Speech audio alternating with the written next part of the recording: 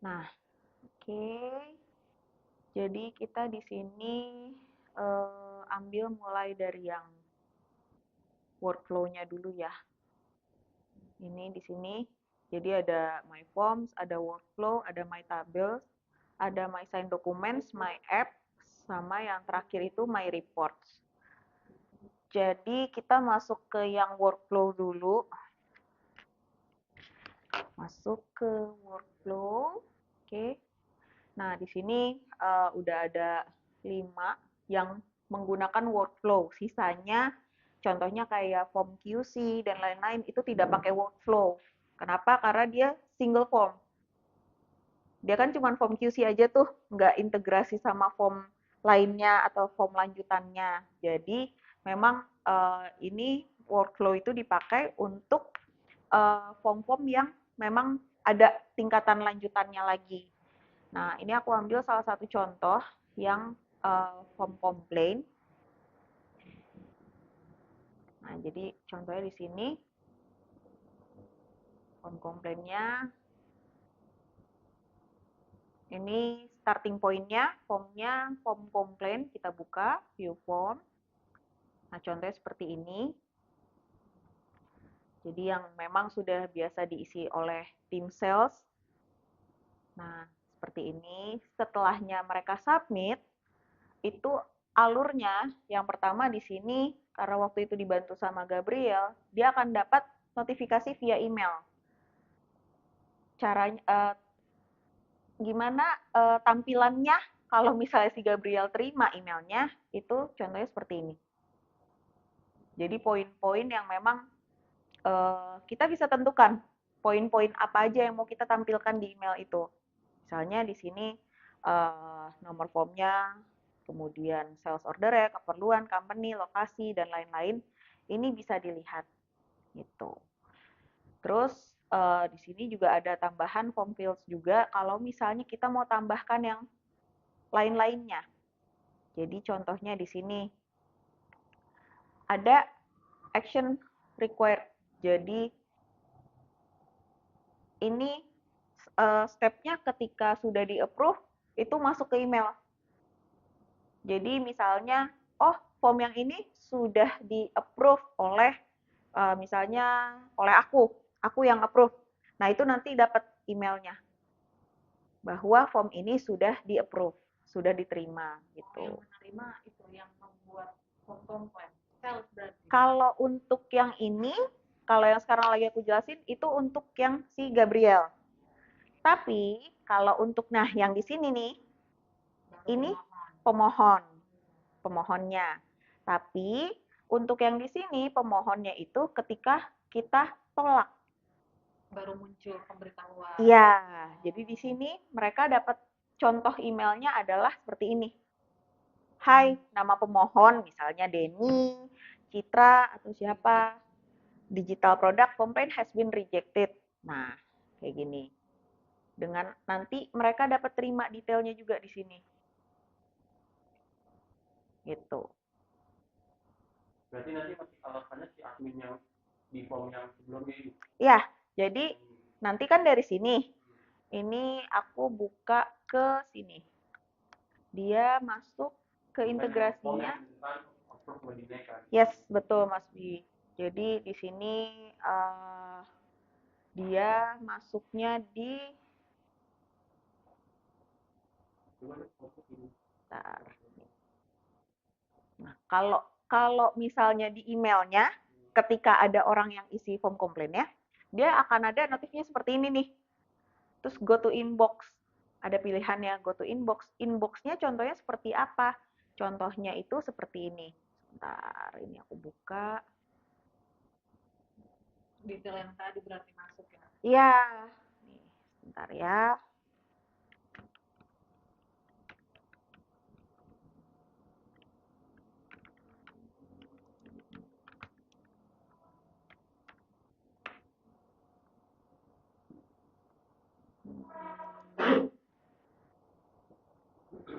Nah, sini, ini bisa dilihat di sini.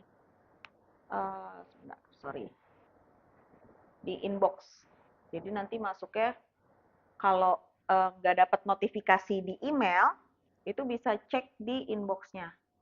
Inbox-nya nanti tampilannya seperti ini. Tunggu, masih loading. Nah, contohnya Kalau ini seperti berarti ini. ke email kayak gini juga. Ke email nggak, dia email cuman kayak rincian yang ini aja, Mel. Cuman rincian Oh, yang tadi. ini, yang apa namanya, ada review request below, go to inbox, tapi rinciannya cuman kayak gini doang, Mel. Tapi dia tidak bisa menjawab di email. Menjawabnya harus di inbox yang sini, Jotform inbox ini. Jadi di sini Karena si Iqbalnya nggak punya akses ke job form-nya ya. betul Jadi yang ini punya akses ke job. akun Jotformnya itu. Nah, ini contohnya seperti ini. Nah, di sini ini kelihatan nih semua. Jadi nomor formnya, bulan tahun, sales order, keperluan, terus part number produk. Pokoknya semua yang diisi sama si sales itu akan muncul. Bahkan videonya pun kerusakannya seperti apa itu juga muncul kayak gini. Gitu. Nah, ini kan ada. Nah, ini kayak Lognot betul. Kayak Lognot, tapi dia prosesnya Historis gitu lah. iya, ada proses-proses approve, deny kayak gitu-gitu. Mungkin ini nggak apa-apa ya, aku ambil salah satu contoh yang di cancel aja mungkin ya. Kita coba diedit, jadi diedit biar dimasukin submit ulang, nanti biar ketahuan flow-nya kayak gimana. Oke. Nah, ini contohnya. Jadi ketika dapat nih email notifikasi ada yang isi form komplain. Nah, kita buka inbox, itu akan muncul seperti ini. Approve and sign step. Please review this submission. Itu sesuai dengan alur yang ada di sini. Nih, dari sini masuk ke approve and sign. Berarti itu tugasnya si admin ya. Betul. Itu Ya, lanjut ke yang approval itu ke inbox-nya. betul. Approve apa deny? Betul, betul. Nah, itu jadinya tampilannya seperti ini hasilnya dari si workflow itu, gitu kan? Nah, oke, kita lanjutin ke approve ya, contohnya. Kita lanjutin ke approve. Nih di sini ya tanda tangan bisa ditulis, diketik atau bisa draw. Ini sign. Oke. Nah, lanjutannya adalah di sini selanjutnya ada tiket issue atau no ticket issue. Dikeluarkan tiket atau enggak. Kadang kan laporan misalnya ternyata mereka cuma butuh dipandu, nggak perlu dong ada tiket yang dikeluarkan gitu. Nah, ini mengikuti lagi ke alur yang sini. Nah, tiket apa tiket? Ya. Tadi Tadi approve. satunya approve. Approve. Berarti kan yang kiri Jadi nih, masuk ke yang sini. Approval. issue Kalau atau tiket enggak. dia butuh penanganan, kalau tiket by phone atau by call gitu. Ya, biasanya seperti itu. Nah, ini masuk nih alurnya ke sini. Oke. Nah, dari yang sini kita pilih nih. Misalnya sekarang kita pilih yang tiket issue ya. Kita pilih tiket issue. Kita pilih yang tiket issue. Nah, setelahnya ini ada proses nih di sini. Jadi di sini tuh proses yang karena saya mau cuti, biasanya ini saya yang kerjain, saya lempar ke si Lokita. Jadi di sini approval proses fungsinya adalah untuk mengisi form selanjutnya. Nah, ini yang form selanjutnya. Ini untuk mengeluarkan tiketnya. Form untuk pengeluaran tiket. Berarti normalnya nggak ada ya? Normalnya nggak ada sebetulnya. Ya, jadi biasanya setelah tiket issue ini udah langsung nih masuk ke yang after sales ticket information. Ya, terus si pemohon yang isi formnya itu akan dapat notifikasi bahwa tiketnya disetujui dan juga teknisi dapat email notifikasi.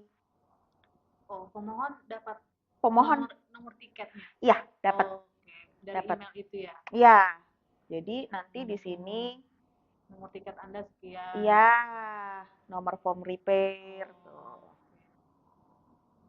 Gitu. Ini otomatis generate dari Jotcom ya yang kode tiketnya. Ya, itu jadi kalau di situ tuh alurnya waktu itu aku pakai bentar. Sini.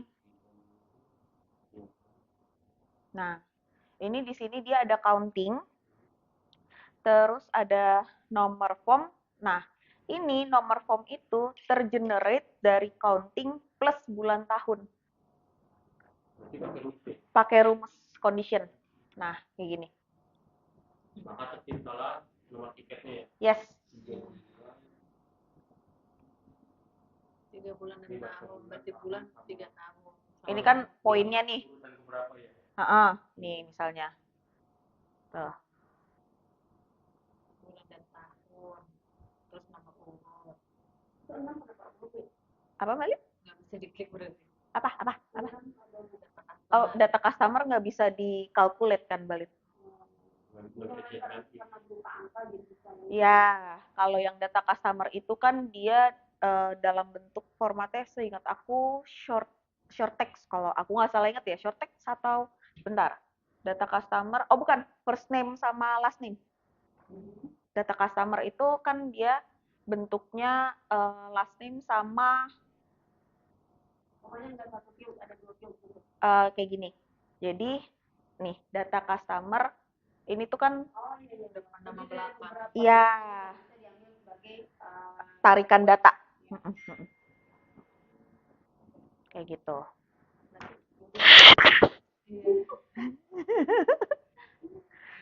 Nah, ini ya udah tinggal di Ini bawaan dari Jotcom ya? Ya, bawaan dari udah ada pilihannya. Jadi sebenarnya kita udah tinggal masukin aja nih. Ada ini, gitu-gitu udah disediain.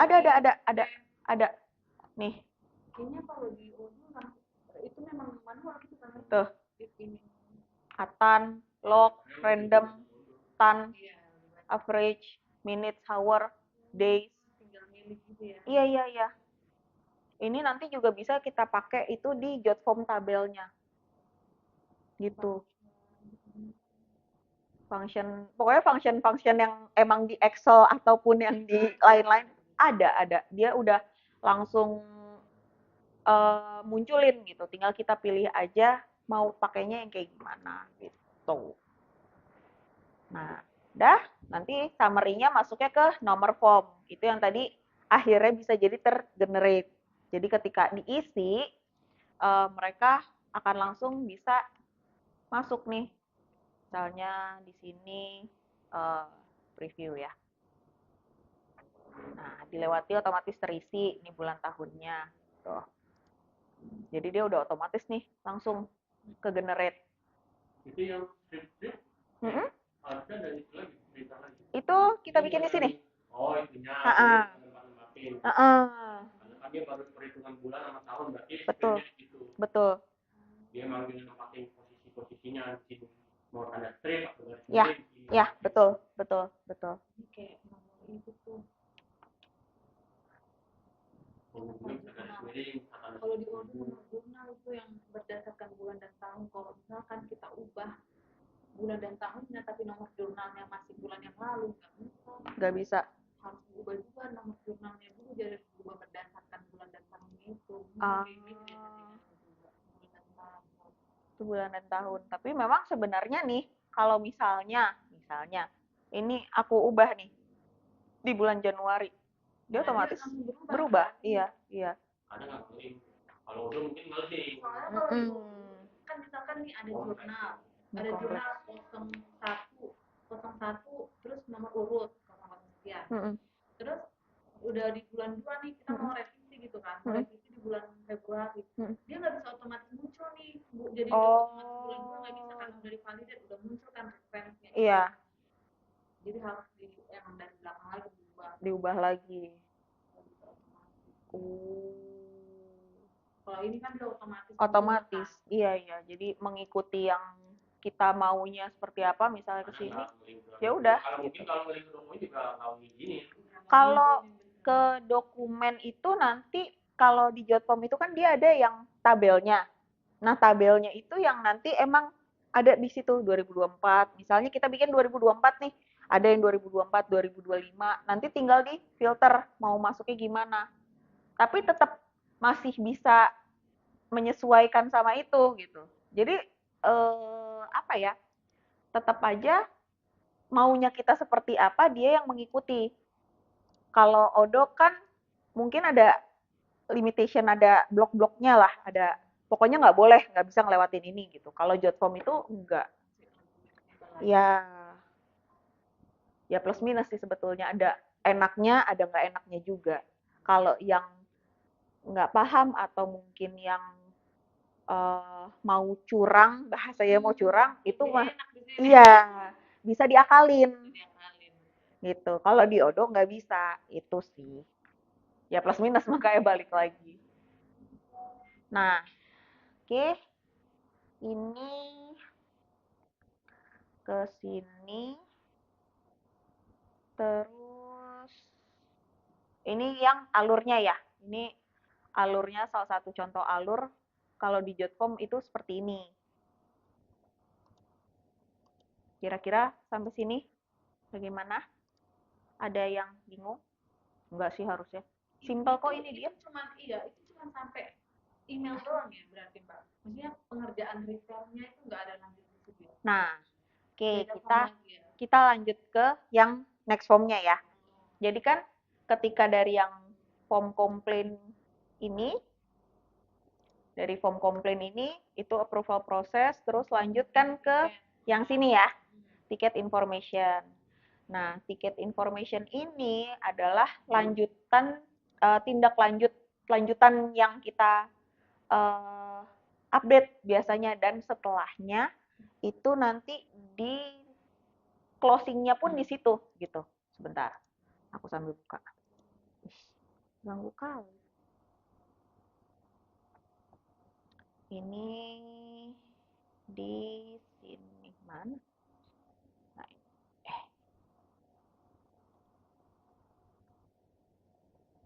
di sini. Oke. Nah, ini lanjutannya ke si ticket information.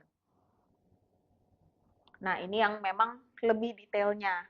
Jadi kan kadang sales mungkin bingung ya, basicnya itu barangnya barang apa. Pokoknya mereka taunya floor stand, tapi nggak tahu itu Game Dragon atau Good View atau apa. Nah, makanya ada after sales ticket information ini yang memang fungsinya juga untuk narik database. Kan memang dulu diminta sama Pak Susilo, kerusakan Good View berapa, kerusakan Game Dragon berapa, bla bla bla bla bla, kan kayak gitu. Itu dari tim after sales yang mengklasifikasikan, oh ini Game Dragon, oh ini Good View, berdasarkan dari laporan yang awal. Ini diisi after sales nih. Ya, yang isi itu tim after sales. Jadi di sini kan ada pilihannya Iceboard, Good View, DigiSign, Game Dragon, Fastouch, EduPlay, atau yang lain-lain lah ada. Terus countingnya juga masih sama sistemnya sama yang tadi. Ini end user partner distributor, location-nya di mana, PIC name, part number, product name, quantity, serial number, warranty status juga ngaruh karena kan itu buat klaim garansinya. Permasalahannya apa? PIC product email dan sales email. Yang ini PIC product sama sales itu fungsinya ketika tiketnya sudah di close, mereka akan dapat notifikasinya. Salesnya juga dapat bahwa tiket tersebut sudah di close gitu, sudah diselesaikan. Nah, ini dari sini kalau tim after sales itu update-nya di bagian yang tabelnya. Jadi di sini ada tabel. Lama muternya. Nah, banyak kolomnya kan. Kita ambil salah satu contohnya di sini yang ini report hasil dari yang diinput sama ini bisa diekspor. Bisa. Jadi bisa di-download itu dalam bentuk juga kan? Ya, bisa. CSV, Excel, bisa. Terus habis itu PDF-nya juga bisa kita download. Jadi memang ketika kalau dari tim after sales itu ketika ada laporan tiketnya sudah di close, kita sertakan juga attachment PDF yang mungkin si salesnya bisa kasih ke customer atau kita mau kasih ke customernya. Jadi yang bahasa reportnya secara resmi lah itu. Itu nanti bisa aku tunjukin juga contohnya seperti apa. Nah, di sini kita ambil salah satu contoh yang udah selesai aja di sini. Mana ya? Ini deh, modul pocel-pocel. Nah, ini yang diisi tadi dari yang form ticket information-nya. Kemudian yang diisi oleh tim teknisi after sales itu dia di status. Jadi di sini statusnya ada pilihan-pilihannya.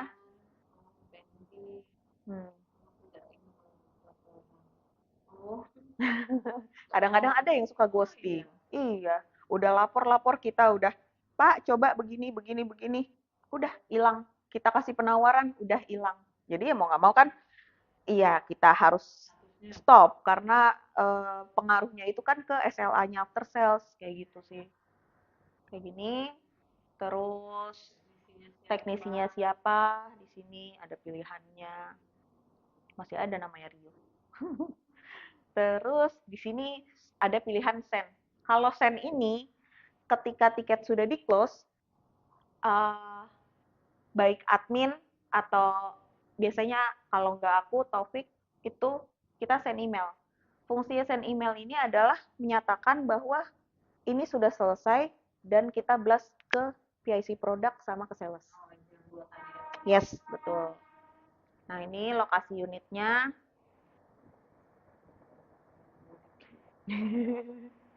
Karena kadang-kadang suka tiba-tiba hilang entah kemana kan ya, jadi harus dipastikan lokasi unitnya.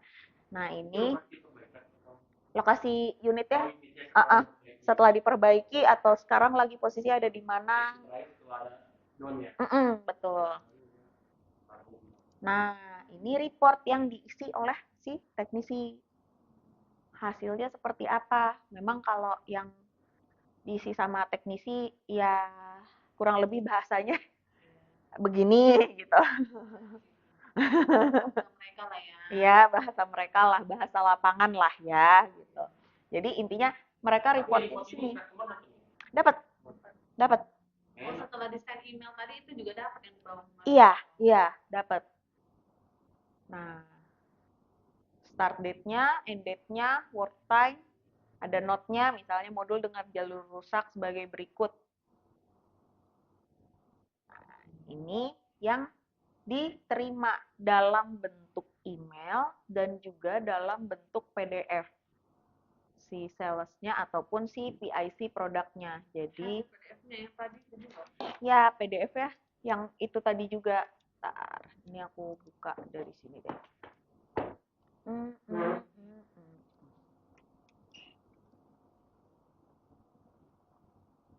Buka dari yang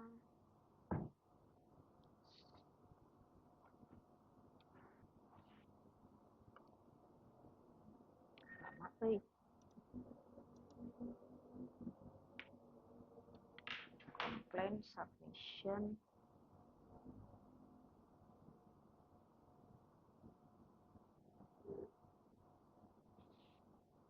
Nah, kita buka dari PDF editornya. PDF editor nanti mereka akan terima dalam bentuk soft copy di email mereka yang kayak gini. Contohnya. Report eksternal logo contohnya ini deh. Nah, ini bisa di-share. Nah, ini kan ada tuh hasil reportnya kayak gimana, hasilnya apa, statusnya sudah dan iya, betul. Dari tiket masuk. Itu otomatis Mas Bi. Jadi generate. Ketika dia close di hari keberapa dia akan langsung generate. Jadi di sini. Jangan lupa bisa nurunin akses kan. Iya betul. Misalkan ada job lupa nutup, berarti dia akan nambah. Betul. Iya. Tuh. Nih, ada formulanya kan? Tuh. Keluar functionnya juga.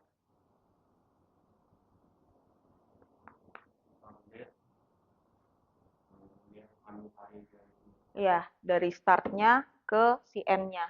Dapatnya berapa hari. Langsung masuk ke si work time-nya. Gitu. Bisa lah. Nggak bisa. Form keluhan pelanggan. Apa? Form keluhan pelanggan yang kemarin? Yang di Jotform? Ada? Kenapa? Oh, mau dibikin. Oh, yang isian orang.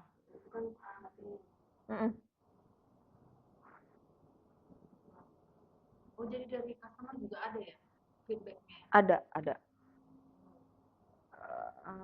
Jadi perbaikan masih form survei? Enggak sih, ini dia kemarin kaitannya itu sama sales. Hasil sales. Hah? Customer. Yang kamu biasa balas-balas di itu kan mereka ngisi gitu kan? Oh, enggak. Kalau customer itu kan mereka enggak isi. Yang isi itu kan dari kita internal untuk internal. Kecuali mereka memang misalnya butuh untuk laporan resminya, ini yang biasanya bisa kita share ke customer-nya. Gitu. Itu sih. Nah, misalkan ini kan udah dan selesai. Ada si Jotform ini bisa respon dari customer nggak? Enggak. Misalkan udah biasanya bagus apa enggak layanan kami? Enggak. Karena memang kan di awal itu karena waktu itu tersangkutnya kita nggak direct penjualan, kayak misalnya penjualan iceboard itu kan nggak direct, jadi banyak layernya. Iya, jadi memang ini arahnya itu lebih ke tim sales atau internal kita lah, intinya report untuk di internal. Tapi memang kalau misalnya customer butuh misalnya buat BAST atau hasil pengecekannya seperti apa, ini kita bisa lampirin. Tapi kan memang nggak bisa di semuanya seperti itu, karena waktu itu kan masih banyak kayak Nadira atau apa yang nggak mau nama kita kesebut ke customer-nya. Itu yang nggak bisa dibuka, karena kalau si customer yang ngelihat ini, ya bisa ngelinknya kan ke kita, ke Inograph. Itu sih. Makanya waktu itu tuh dibuat kayak gini dan memang ini nggak di-share untuk ke customer luar. Kecuali customer-nya yang memang sudah tahu pembelian dari nama Inograph loh, gitu. Nah, itu baru. Gitu. Terus kalau yang tadi Mas Wi bilang minta feedback ke customer itu, enggak, karena memang bukan customer yang ngisi sendiri. Memang waktu itu ada rencana untuk si customer atau user yang isi. Nah, ini contohnya nih. Form online digital product complaint user. Itu sebenarnya aku udah pernah bikin. Tapi tidak bisa jalan karena balik lagi. Customer-nya sendiri itu mayoritas mereka nggak willing untuk isi form. Jadi mereka betul.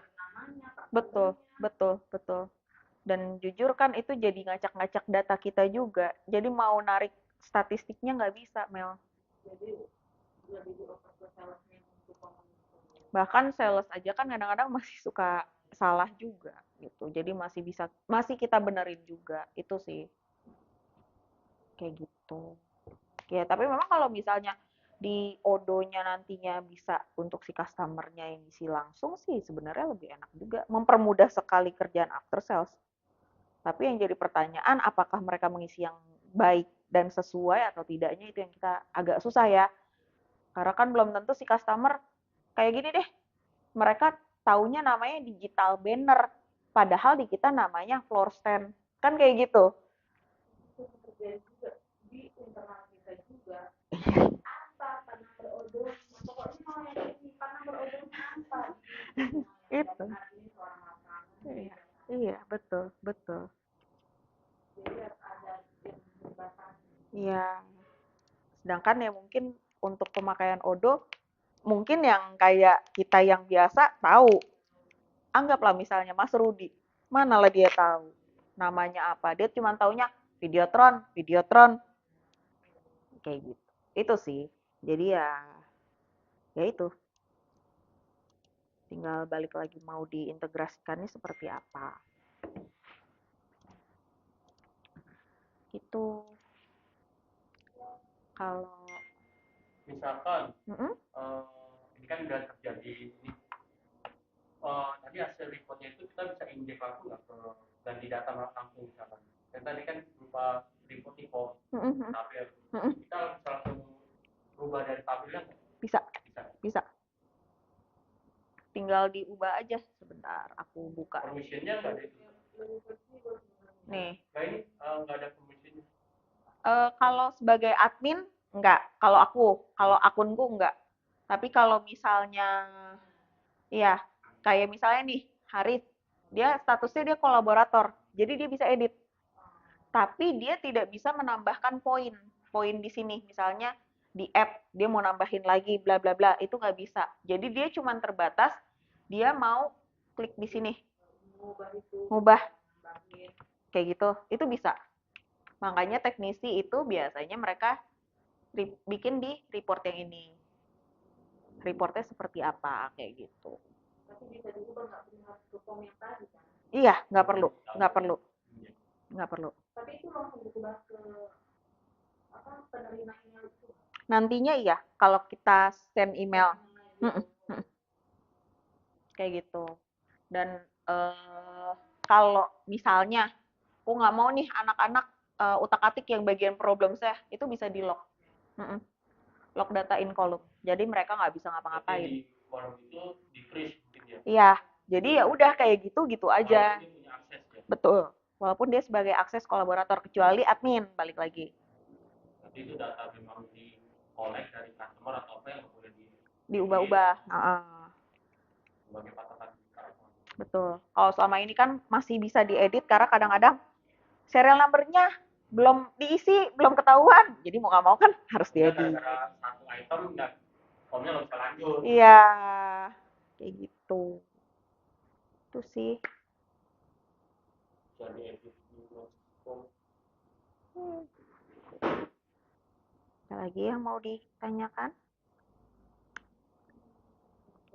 Jadi nggak ada survei kekuatan itu ya? Nggak ada. Ada kan pernah kita kalau ya maksudnya yang survei tuh beberapa pertanyaan. Lupa aku perutku. Suka lupa aku perutku udah maju kali. Suka lupa kadang-kadang, suka kepentok masih. Nggak apa-apa, udah mau lahiran kan? Udah kontraksi. Makanya untung hari ini Balit mintanya. Kalau hari besok Kamis atau Jumat aku nggak yakin sih. Soalnya udah mulai berasa sakit.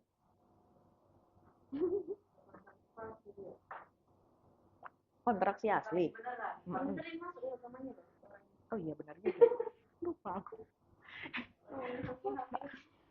Lupa. Cuma yang tadi itu yang survei kepuasan pelanggan juga atau dari aku aja nih? Yang survei kepuasan. Nggak apa-apa lagi. Aman-aman. Survei. Berarti kalau bikin form harus detail di alunan dulu, ya. Baru bikin form.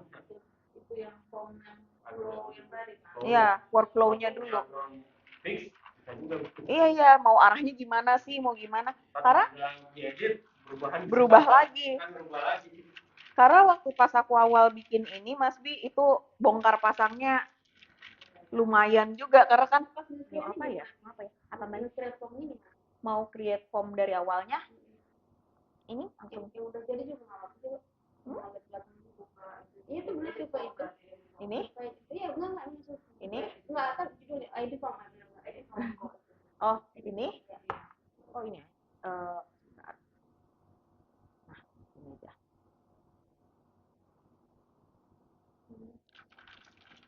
Tadi kan berarti create terus add element gitu ya.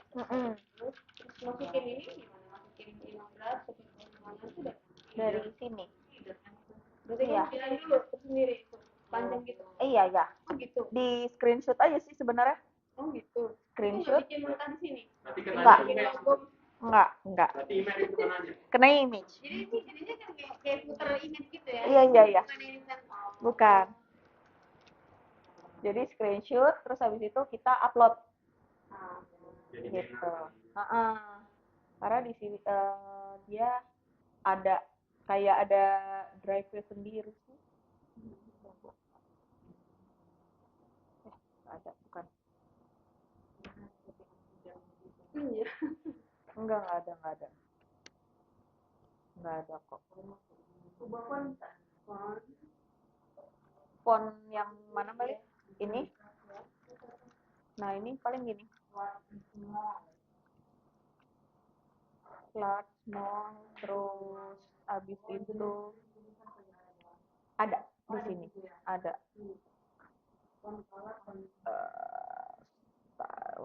Nah ini font. Tapi ya memang nggak terlalu banyak pilihannya sih. Lumayan tapi nggak yang semuanya ada gitu, enggak.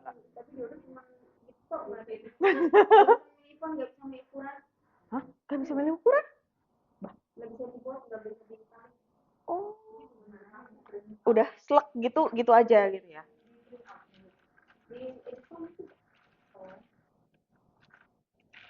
Ini ada sih, ada tulisan yang ala-ala Comic Sans atau apa gitu masih ada.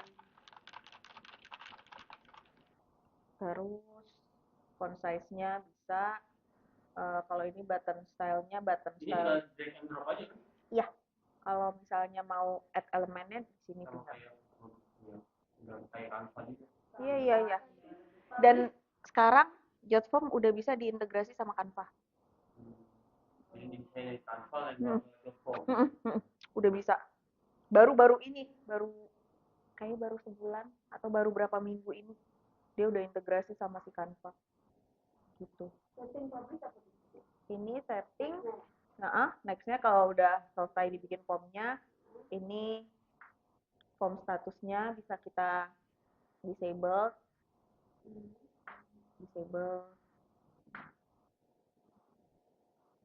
on specific date atau submission limit. Terus di sini kalau misalnya mau ke yang PDF filenya,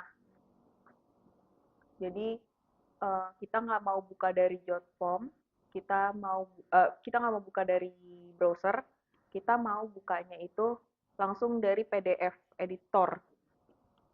Jadi memang sebenarnya di Jotform itu bisa dari PDF editor, tapi dia memang cuma Acrobat doang kalau nggak salah supportnya Adobe. Jadi dari situ kita buka, tapi datanya masuk ke tabel, ngelink gitu. Si Jotform bisa. Terus ini email untuk auto responder. Jadi kalau misalnya ada yang ngisi atau misalnya pengisinya dapat notifikasi email, itu kita bisa bikin di sini. Kalau di setting berarti akan keluar tadi tanda ini ya, email atau enggak? Kalau apa? Kalau ini di setting, dia akan keluar yang tadi dong, yang kayak Gabriel gitu.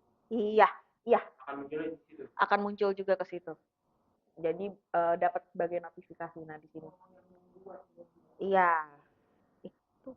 Kalau ini di planning berarti cuma dan itu aku ke next. Tanpa penerima. Jadi ya udah keisi aja gitu, nggak ada yang dapat notifikasi kayak gitu.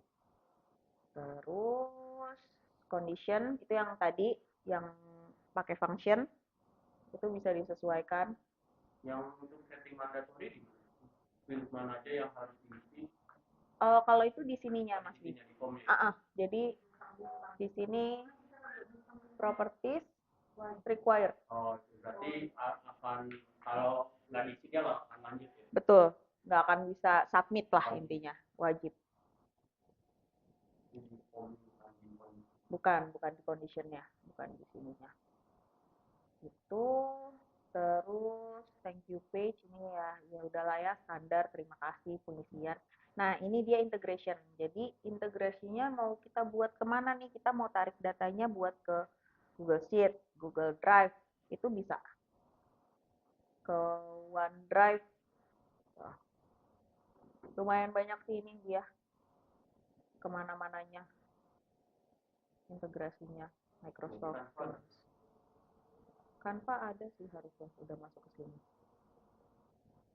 Coba Microsoft Excel, Gmail, nggak muncul. Coba Canva.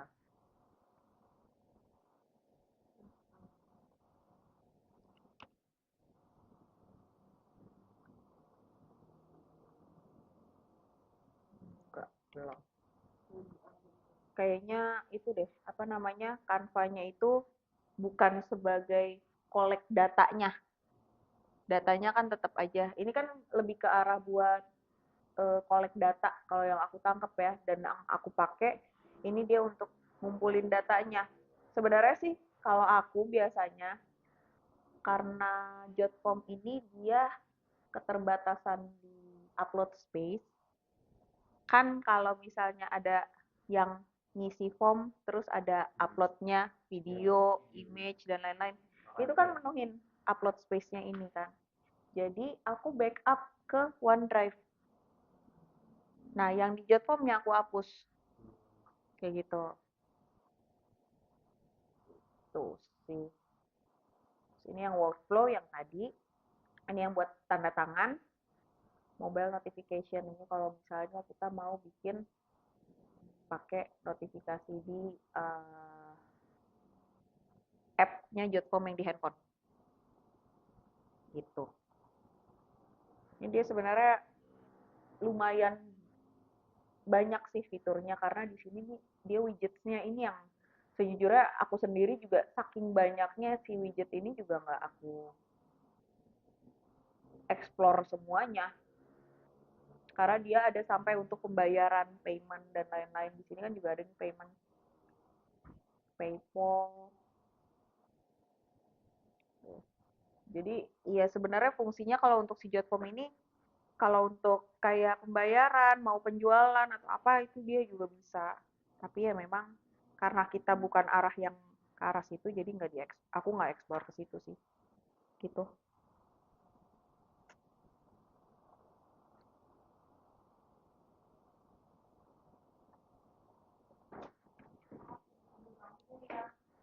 Silakan Mbak Hana.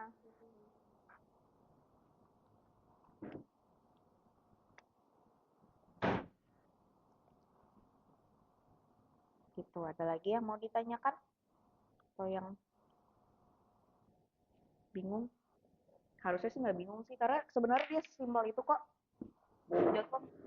Mungkin kalau tinggal Aku mute dulu ya. tinggal Aku mute. Apa dari sini? yang ngeling-ngeling ini